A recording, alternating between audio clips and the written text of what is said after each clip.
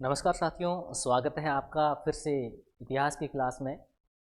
आज हम गौतमीपुत्र सातकर्णी के बारे में विस्तृत चर्चा करेंगे, इनके मूल्यांकन के बारे में कि गौतमीपुत्र सातकर्णी कौन थे और क्या क्या कार्य किए थे। तो गौतमीपुत्र सातकर्णी जो थे वह सातवाहन वंश के राजा थे। और सातवाहन कौन थे तो उसके बारे में हल्की सी जानकारी हम जो है पूर्व में कर लेते हैं कि सातवाहन कौन थे। तो सातवाहन जो है ये ब्राह्मण शासक थे और सातवाहन जो है इस वंश का पहला शासक जो था वह सिमुक था।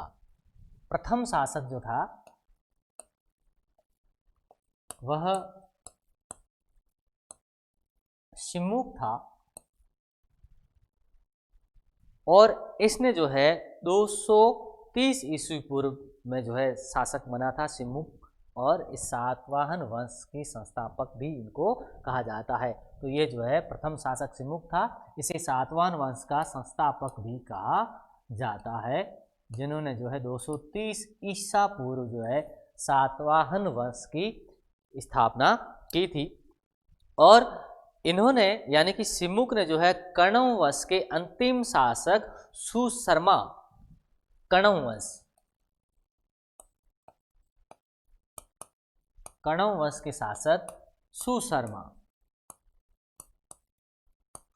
सुशर्मा को परास्त किया और सत्ता पर अधिकार किया और एक नए राजवंश की स्थापना की जिसे सातवाहन कहा जाता है। सातवाहन वंश का संस्थापक जो है सिमुक था, जिन्होंने कण्व वंश के शासक सुशर्मा को परास्त किया और शासन सत्ता पर अधिकार करके एक नए वंश की स्थापना की जिसे सातवाहन कहा जाता है।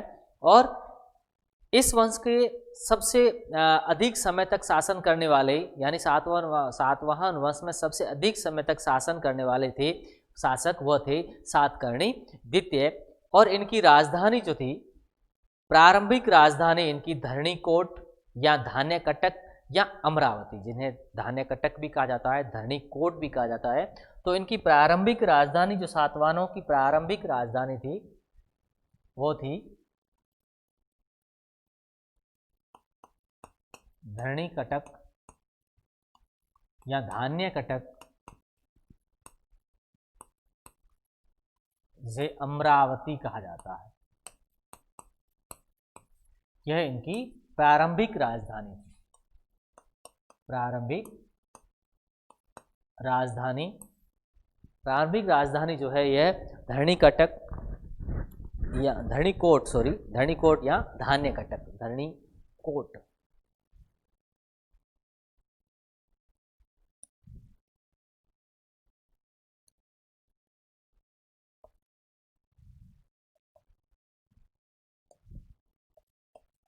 जिसे धरणीकोट भी कहा जाता है और धान्यकटक भी कहा जाता है और अमरावती भी कहा जाता है। यह इनकी प्रारंभिक राजधानी थी। और जबकि सातकर्णी प्रथम जब शासक बनते हैं, सातकर्णी प्रथम के समय जो है इसकी राजधानी प्रतिष्ठान यानी पैठन, फिर जो है इसकी राजधानी चेंज हो जाती है, प्रतिष्ठान यानी कि पैठन, ये बनती है राजधानी सातकर्णी प्रथम के समय राजधानी परिवर्तित होती है और प्रतिष्ठान को जो है सातकर्णी प्रथम अपनी राजधानी बनाता है।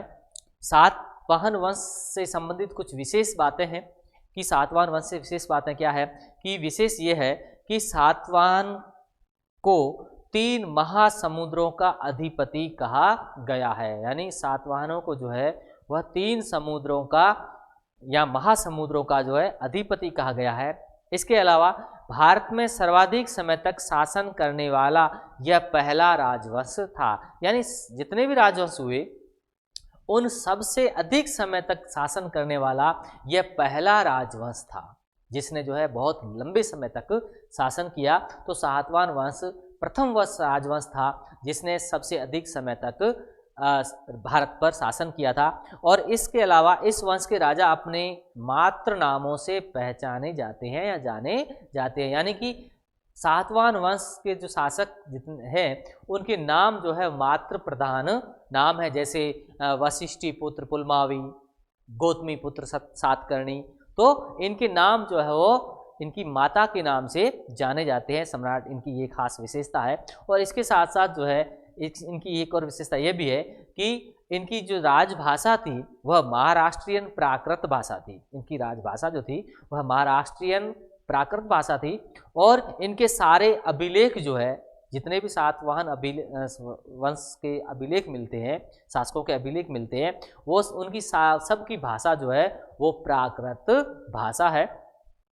इसके अलावा सातवाहनों से संबंधित कुछ ग्रंथ जिनके बारे में सातवाहनों की जानकारी हम प्राप्त होती है, जैसे मत्स्य एवं ब्रह्मांड पुराण में 30 राजा की जानकारी मिलती है। इस मत्स्य पुराण और ब्रह्मांड पुराण में ये उल्लेखित है कि 30 शासकों ने शासन किया। इसके अलावा वायु पुराण में जो है 19 राजा की सूची दी गई है। वायु पुराण जो है उसमें 19 राजाओं की सूची दी गई है। इसके अलावा इनमें अभिलेखों में इनको सातवाहन कहा गया है। जितने भी अभिलेख है उनमें जो है इनको सातवाहन कहा गया है। अभिलेखों में इनको सातवाहन कहा गया है, जबकि पुराणों में जो है इनको आंध्र भृत्य कहा गया है। तो आंध्र भृत्य किन्हें कहा गया है? पुराणों में इनको जो है आंध्र भृत्य कहा गया है। छोटा महत्वपूर्ण प्रश्न कि आंध्र भृत्य किसे कहा गया है? तो पुराणों में जो आंध्र भृत्य सातवाहनों को कहा गया है, जबकि अभिलेखों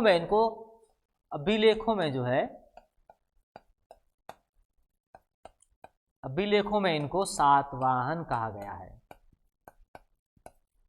सातवाहन कहा गया है। सातवाहन मुद्रा जो है, प्राचीनतम मुद्रा की बात करें तो प्राचीनतम सातवाहन मुद्रा महाराष्ट्र के नेवासा से मिलती है। इसी आधार पर इतिहासकारों ने सातवाहनों का मूल स्थान जो है वह पैठन बताया है। यानी जो प्राचीनतम सातवाहन मुद्रा है वह महाराष्ट्र के नेवासा से मिलती है, और इसी मुद्रा के आधार पर इतिहासकारों का मानना है कि सातवाहनों का मूल स्थान जो है, निवास स्थान जो है या उनका उद्गम स्थल है वह पैठन है, पैठन को बताया है। इसके साथ साथ ये भी उल्लेखित किया गया है कि सातवाहनों ने जो है अपने साम्राज्य का निर्माण किया या विस्तृत साम्राज्य की स्थापना की, तो वह जो है रथिक एवं भोज की सहायता से, जो जातियां थी दो, रथिक और भोज, रथिक एवं भोज, इनकी मदद से, यानी कि इन जातियों की सहायता से ही सातवाहनों ने जो है अपना साम्राज्य खड़ा किया था या अपने साम्राज्य का निर्माण किया था। या रथिक और भोज जो है वो सातवाहन साम्राज्य के निर्माण के सहायक सिद्ध हुए थे। अब आता है गौतमी पुत्र सातकर्णी। गौतमी पुत्र सातकर्णी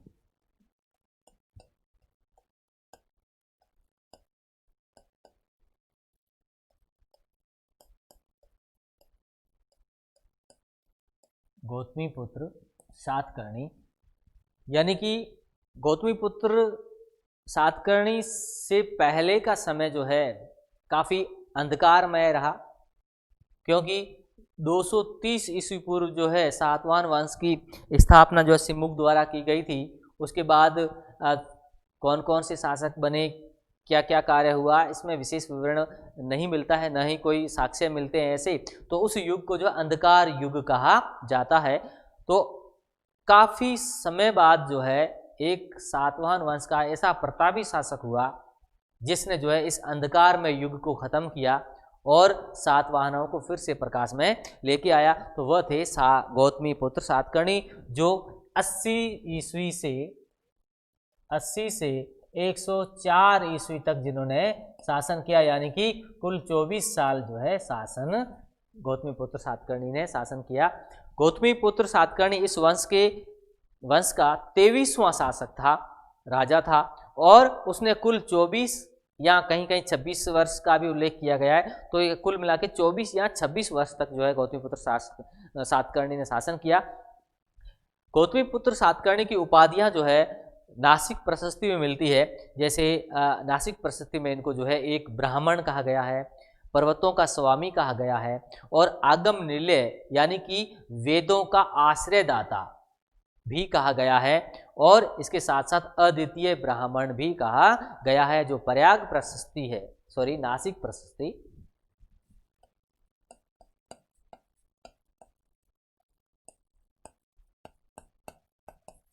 नासिक प्रशस्ति है उसमें जो है इनको गौतमीपुत्र सातकर्णी की अनेक उपाधियां मिलती है।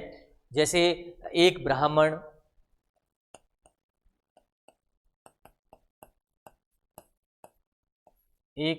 ब्राह्मण, या पर्वतों का स्वामी,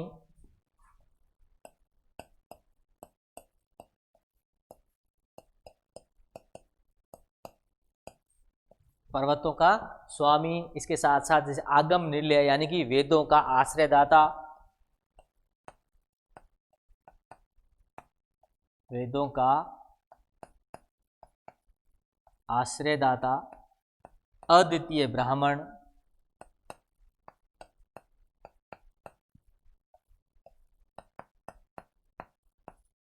अद्वितीय ब्राह्मण आदि अनेक उपाधियां जो है इस नासिक प्रशस्ति में गौतमीपुत्र सातकर्णी की मिलती है। इसके साथ साथ इसमें जो है खतीय दपमान मंद यानी क्षत्रिय दपमान मर्दक की उपाधि भी दी गई है इस लेख से, ये भी है मिलती है।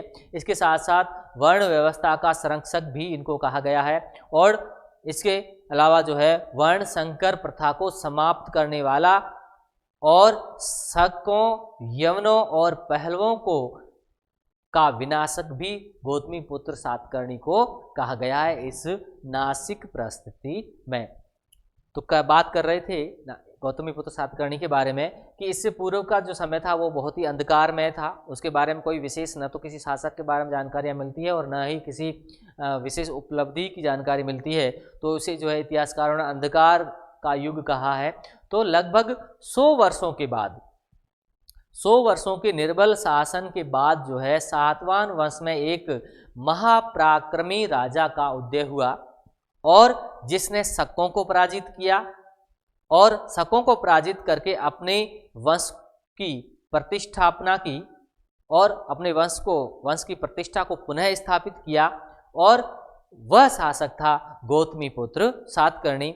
वह सातवाहन वंश का सबसे प्रतापी शासक था। गौतमीपुत्र सातकर्णी जो है यह अपने वंश का सबसे प्रतापी शासक था। उसने अपनी अप्रतिम प्रतिभा, शौर्य एवं सैनिक कुशलता से अपने राजवंश के गिरे हुए गौरव को पुनः स्थापित किया, और शक्ति संचय करते हुए अपने शत्रु शकों को पराजित किया। यानी कि इन्होंने अपने जो खोई हुई प्रतिष्ठा थी, जो अपने वंश की खोई हुई प्रतिष्ठा थी, जो निर्बल शासकों के शासनकाल के दौरान साम्राज्य विखंडित हो गया था, छिन्न भिन्न हो गया था, और सातवाहनों की प्रतिष्ठा को जो है आघात लगा था, तो इन्होंने अपनी खोई हुई प्रतिष्ठा को फिर से प्राप्त किया और शक्ति का संचय किया। और शक्ति का संचय करके जो है इन्होंने अपने घोर शत्रु जो शक थे उनको भी इन्होंने पराजित किया।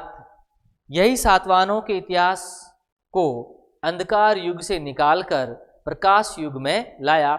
उसका पिता यानी कि गौतमीपुत्र सातकर्णी का पिता जो है शिव स्वाति था, एवं उसकी माँ का नाम जो है गौतमी बलश्री थी, जिसकी उपाधि राज ऋषि वधु थी। यानी गौतमी बलश्री जो इनकी माता का नाम था गौतमी बलश्री, उनकी उपाधि जो थी वह थी राज ऋषि वधु उपाधि थी उनकी। नासिक प्रशस्ति में उसने गौतमी पुत्र सातकर्णी की उपलब्धियों का वर्णन किया है। जो नासिक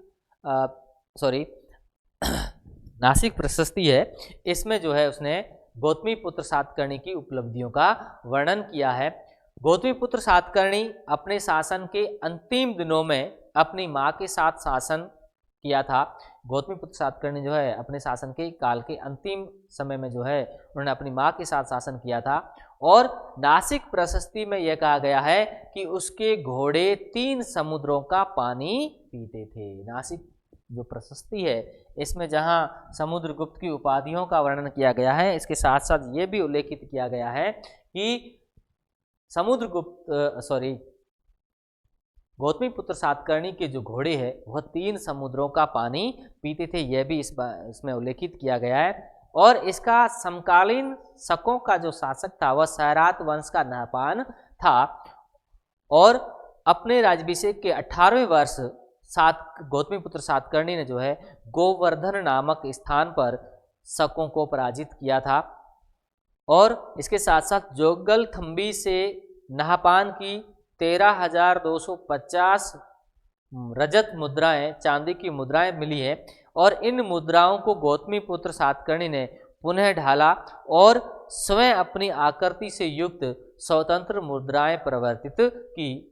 तो जोगलथंबी से जो मुद्राएं मिली है इससे यह भी ज्ञात होता है कि गौतमीपुत्र सातकर्णी ने जो है शक शासक जो था नहपान उसे पराजित किया था, इस बात की भी पुष्टि हो जाती है। और राज्याभिषेक के 18वें वर्ष में जारी नासिक लेख से यह ज्ञात होता है कि उसने इसी विजय के उपलक्ष्य में बौद्धों को पहला ग्राम दान अजकालकीय ग्राम के रूप में दिया था, यानी पहला ग्राम दान देने का उल्लेख जो है सर्वप्रथम इसी लेख से प्राप्त होता है कि उसने इस नहपान पर विजय प्राप्त करने के बाद जो है उन्होंने अजकालकीय नामक ग्राम जो है बौद्धों को दान दिया था।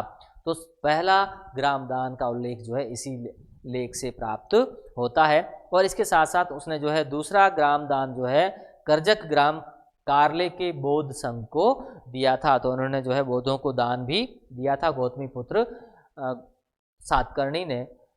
और इसके अलावा गौतमीपुत्र सातकर्णी ने शकों को भी पराजित किया और शक विजय के उपलक्ष्य में जो है वेणाकटक नगर की स्थापना की और वेणाकटक स्वामी कहलाया। वेणाकटक स्वामी शकों पर विजय के उपलक्ष्य में बहुत ही महत्वपूर्ण बिंदु, शकों पर विजय के उपलक्ष्य में जो है वेणाकटक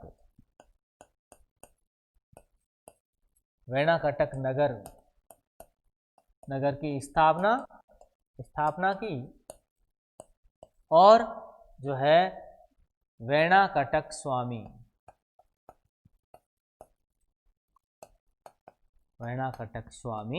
कहलाया। वेणाकटक नगर की स्थापना की और वेणाकटक नगर का स्वामी कहलाया, वेणाकटक स्वामी कहलाया। वशिष्ठी पुत्र पुलमावी के शासनकाल के 19वें वर्ष की सुप्रसिद्ध नासिक प्रशस्ति में गौतमी पुत्र सातकर्णी की विभिन्न उपलब्धियों का विस्तृत विवरण दिया हुआ है। इससे पता चलता है कि उसने शक, यवन एवं पहलव आदि शक्तियों का विनाश कर सातवाहन कुल के गौरव की पुनः स्थापना की। इसका मुख्य उद्देश्य शकों के महासत्रप नहपान सहित शहरातों का विनाश था, क्योंकि उनके कारण ही सातवाहन सत्ता धूमिल और निर्बल हो गई थी। क्योंकि शकों ने जो है पूर्व सातवाहन शासकों को परास्त किया था और निर्बल शासकों को परास्त करके जो है उनके क्षेत्र पर अधिकार कर लिया था, जिससे जो है सातवाहन प्रतिष्ठा धूमिल हो गई थी। तो जो इनका मुख्य उद्देश्य, गौतमीपुत्र सातकर्णी का मुख्य उद्देश्य इन शकों को परास्त करना था, जिनके कारण जो है सातवाहन वंश की प्रतिष्ठा को आघात पहुंचा था। उसने यह कार्य अपने शासनकाल के 18वें वर्ष में से पहले प्रारंभ किया और 18वें वर्ष तक जो है शासकों को महाराष्ट्र से खदेड़ दिया, यानी शकों को परास्त किया और महाराष्ट्र से खदेड़ दिया। सातकर्णी की यह प्रारंभिक सफलता थी, क्योंकि अभी तो सातवाहन राज्यों का बहुत बड़ा भाग जो है शकों के अधिकार में था, उन्हें अभी और आजाद कराना था। नहपान की अंतिम ज्ञात तिथि शक 46 है, अर्थात 124 ईस्वी। यह गौतमीपुत्र सातकर्णी के शासन का 18वां वर्ष था और इसी वर्ष वह शकों के विरुद्ध रण यात्रा में निकला। नासिक प्रशस्ति के अनुसार इस अभियान के फलस्वरूप सौराष्ट्र यानी कि काठियावाड़, कुकुर, गुजरात का पारीयार क्षेत्र और अनूप यानी नर्मदा नदी पर स्थित महेश्वर क्षेत्र, अप्रांत यानी उत्तरी कोंकण, आकर यानी पूर्वी मालवा और अवंती यानी पश्चिमी मालवा के प्रांत सातकर्णी के अधिकार में आ गए, यानी इन क्षेत्रों पर जो है गौतमीपुत्र सातकर्णी ने अधिकार कर लिया। ये सारे प्रांत जो है सहरातों से जीते गए अर्थात शकों से जीते गए थे। और एक युद्ध में महाक्षत्रप नहपान की भी मृत्यु हो जाती है या मारा जाता है। नहपान की मृत्यु के बाद पश्चिमी भारत एवं मालवा पर सातवाहनों का अधिकार हो गया। जैसे ही नहपान की मृत्यु हो जाती है तो जो है मालवा पर जो है अधिकार, पश्चिमी भारत और मालवा पर सातवाहनों का अधिकार हो जाता है। गौतमीपुत्र सातकर्णी ने ऋषिक, अश्मक, मूलक और विदर्भ आदि को जीतकर अपने साम्राज्य में मिलाया, जिसकी पुष्टि नासिक प्रशस्ति से भी हो जाती है। वह प्रथम सातवाहन शासक था जिसने संपूर्ण दक्षिणा पथ पर अपना प्रभुत्व स्थापित किया था, यानी गौतमीपुत्र सातकर्णी पहला वो सातवाहन शासक था जिसने दक्षिणा पथ पर भी अधिकार करके उसे अपने साम्राज्य में मिला लिया था। सर्वप्रथम उसी के काल में वर्तमान आंध्र प्रदेश पर सातवाहनों का अधिकार देखा गया है, यानी गौतमीपुत्र सातकर्णी के शासनकाल में ही उसने जो है आंध्र प्रदेश पर भी अधिकार किया था। गौतमीपुत्र सातकर्णी ने अनेक विजयों से अपने साम्राज्य का विस्तार किया। उसका साम्राज्य दक्षिण में कृष्णा नदी से लेकर उत्तर में सौराष्ट्र एवं मालवा तक और पूर्व में विदर्भ से लेकर पश्चिम में कोंकण तट तक फैला था, यानी कि बहुत बड़ा साम्राज्य स्थापित किया। इसके साथ साथ त्रावणकोट, पूर्वी घाट और पश्चिमी घाट तक उसका राजनीतिक प्रभुत्व स्थापित हो गया था, यानी गौतमीपुत्र सातकर्णी जो है बहुत ही शक्तिशाली शासक सिद्ध हुआ। और वशिष्ठ पुत्र पुलमावी के नासिक गुहालेख में गौतमीपुत्र सातकर्णी को कुछ उपाधियां दी गई है, जैसे जो है वशिष्ठ पुत्र पुलमावी का नासिक गुहालेख है, नासिक गुहालेख।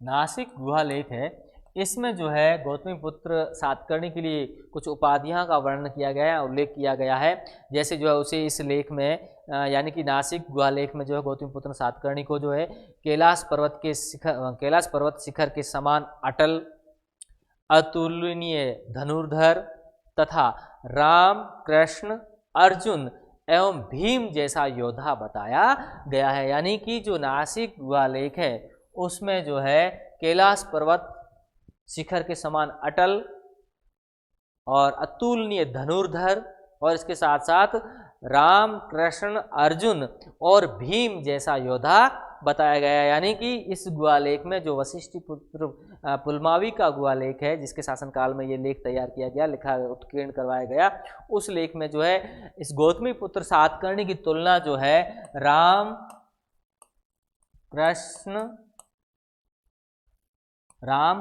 भीम और अर्जुन से की गई है।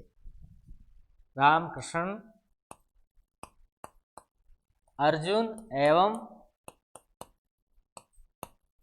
भीम जैसा योद्धा बताया गया है किसको? गौतमीपुत्र सातकर्णी को। और इतना होने के साथ साथ जब समय परिवर्तन हो जाता है कई बार, तो जो है कई बार पराजय का मुंह भी देखना पड़ता है। तो गौतमीपुत्र सातकर्णी जो है उन्हें भी पराजय का मुंह देखना पड़ा था और अपनी मृत्यु से कुछ समय पूर्व जो है गौतमीपुत्र सातकर्णी जो है शकों के हाथों पराजित होना पड़ा और शक महाक्षत्रप रुद्रदामन, जिन्होंने जो है इस गौतमीपुत्र सातकर्णी को युद्ध में परास्त किया, और इसकी पुष्टि जो है रुद्रदामन के जूनागढ़ अभिलेख यानी जिसे गिरनार का अभिलेख भी कहा जाता है, उससे इस बात की पुष्टि हो जाती है कि रुद्रदामन ने गौतमीपुत्र सातकर्णी को परास्त किया था। और इस लेख में रुद्रदामन स्वयं ये उल्लेख करता है कि उसने दक्षिणापथनाथ स्वामी अर्थात सातकर्णी को 2 बार परास्त किया था, परंतु निकट संबंधी होने के कारण उसका जो है विनाश नहीं किया। निकट संबंधी क्या था कि जो रुद्रदामन की पुत्री थी कार्दमक, उसका विवाह जो है गौतमीपुत्र सातकर्णी के द्वितीय पुत्र वासिष्ठी पुत्र सातकर्णी के साथ हुआ था। इस कारण जो है रुद्रदामन और गौतमीपुत्र सातकर्णी जो है आपस में गिनायत थे, यानी गौतमी पुत्र सातकर्णी के पुत्र जो दूसरा पुत्र था वशिष्ठी पुत्र सातकर्णी, उसका विवाह जो है रुद्रदामन की पुत्री के साथ हुआ था। इसलिए जो है वो उल्लेखित करते हुए कहते हैं कि मेरा निकट संबंधी होने के कारण जो है मैंने उसका विनाश नहीं किया, बाकी मैंने उसको 2 बार जो है युद्ध में परास्त किया था। यह उल्लेख जो है उसके रुद्रदामन की जूनागढ़ लेख से पता चलता है।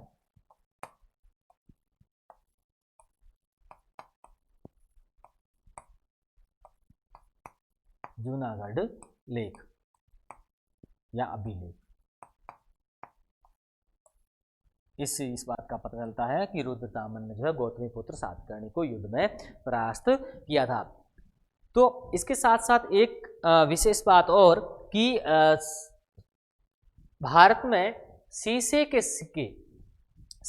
सिक्के चलाने का श्रेय भी इन सातवाहनों को ही जाता था। बाकी शासकों ने तांबे, सोना, चांदी आदि के सिक्के काफ़ी शासकों ने चलाए, लेकिन सर्वप्रथम शीशे के सिक्के चलाने का श्रेय जो है इन सातवाहनों को ही जाता है। तो इस प्रकार गौतमीपुत्र सातकर्णी ने जो है लगभग 24 वर्ष तक, यानी कि 80 ईस्वी से लेकर 104 ईस्वी तक शासन किया, और 104 ईस्वी में गौतमीपुत्र सातकर्णी की मृत्यु हो जाती है, और इसके बाद उसका पुत्र जो है वशिष्ठी पुत्र पुलमावी शासक बनता है। तो ये थे गौतमीपुत्र सातकर्णी, जिनकी उपलब्धियां और जिनके बारे में मूल्यांकन।